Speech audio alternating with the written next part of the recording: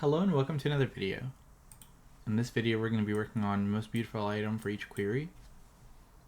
And in this one you're given a 2D array items where each item has a price and a beauty.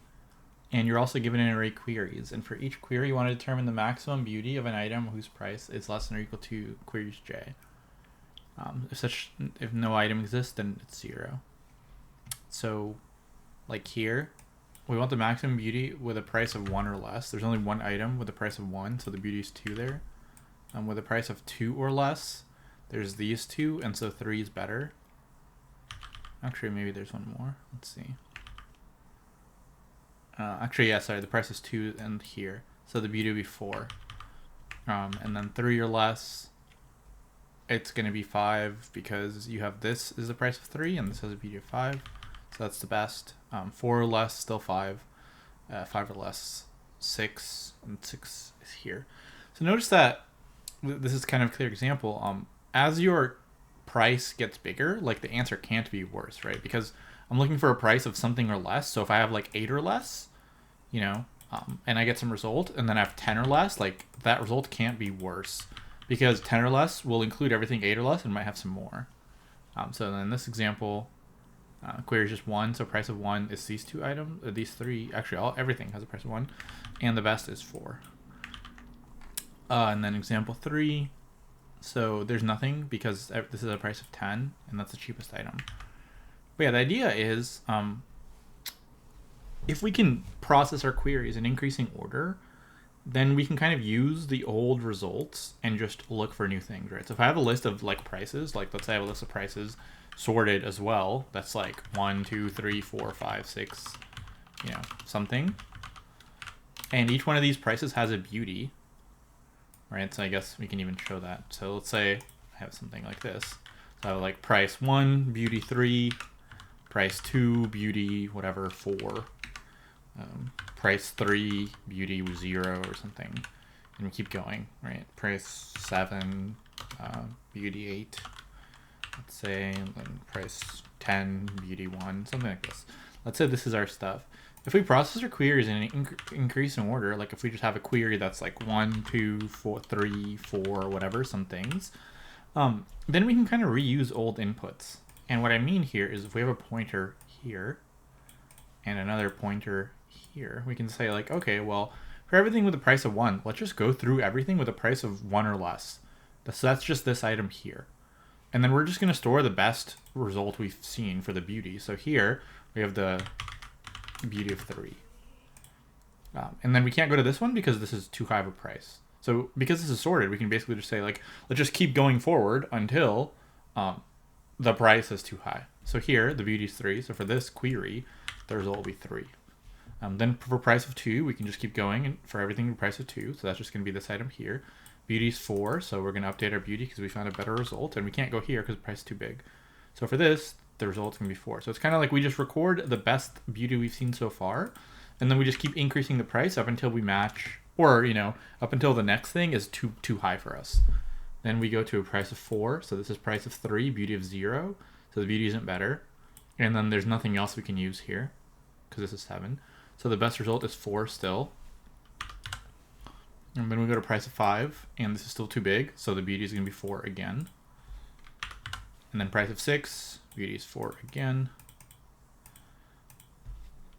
And then price of 7, now we can go to this one, and the beauty is 8, and that's our best. So that's kind of like the simple version of how we do this. Now the only tricky thing is how do we sort these things? So for the items, we can basically just sort immediately, like we can just sort on the first number, right? Just sort on the price. And that's already done. But then how do we sort the queries? Like if we have these queries, if we sort them, then we lose like what index of the query it was, right? So if we have something like this, like if we have, let's actually do this one. If our queries aren't sorted to begin with, so let's just say they're like, 5, okay. 5, have some more stuff like 9, 1, 3, 7. Like if we sort them, then we kind of lose their original index. So there's an easy thing you can do here, and the easy thing you can do here is for every query, we can just make a new array, or for the queries array, we can make a new array that's going to be the query number and then its original index. So like this. Apparently need to make this, I guess this will, yeah, that's okay, whatever. Yeah, that's fine. Okay, so I guess I'll just show it like this. So it would be like 5 and then its original thing. And then 9 and its original. 1, its original. So this is kind of like the trick you can use. So we just store the query, but it's also its original index. Then when we sort these things, we have its original index. So now if we just get rid of this guy and we sort based on decreasing order of queries, this will be first, second, third, fourth, fifth. Now our queries are in increasing order, so we can kind of do this algorithm. And then when we process the query, we can just say like, well, this is the actual index in the result where I need to write this. So we can just make an array of query length, make it all zeros. And then as we process the query, we know like for this result, we'll put it at index 2. For this result, let's put it at index 3. This is at index 0. This is at index 4. This is at index 1. This is a nice little trick to where like if you need to sort a bunch of numbers, but you need to know where they originally were at, just make an array of like tuples or 2D arrays where you have the number plus its original index. That way you can still use that. And so yeah, that's the basic algorithm. Just sort the items, sort the queries, and just go through them with a 2-pointer, and then just keep track of like the best you've seen so far. And that's pretty much it. And then if you get a 0, the 0 case will be like let's say you know, this first item maybe has cost 2 or something. You can say your initial index is like -1 with a beauty of 0. And then that way you can be like, okay, well, when I'm at price 1, can I go to the next thing? No, it's too expensive. So I'll just keep 0 and so on and so on. So once I get to one of these, then I'll make it non-zero. And yeah, so let's take a look at the code. So we sort the items based on the price. And then we make these queries with the query and its original index. And we sort based on the query. Then we make our initial results array. We make it the length of the queries. We make our max beauty 0. We make our index -1. And then we just go through our sorted queries and we get the query value and the original index. And we just basically keep checking, can we keep going up the next item? And if we can keep going up the next item, let's go to the next item and let's maximize the beauty to what we've seen so far. And then after we're done with the query, just put it in the result, add its original index, and return. Yeah. So pretty simple. The only trick, like I said, is just how to maintain a original index for an item after you sort it. Once you know that, it's a pretty useful trick to do in a lot of problems. So definitely something, if you haven't seen it, something good to know. So this one is, so let's call this like n log n plus m log m or something. I guess I didn't mention constraints here, but yeah, constraints are 10 to the 5th and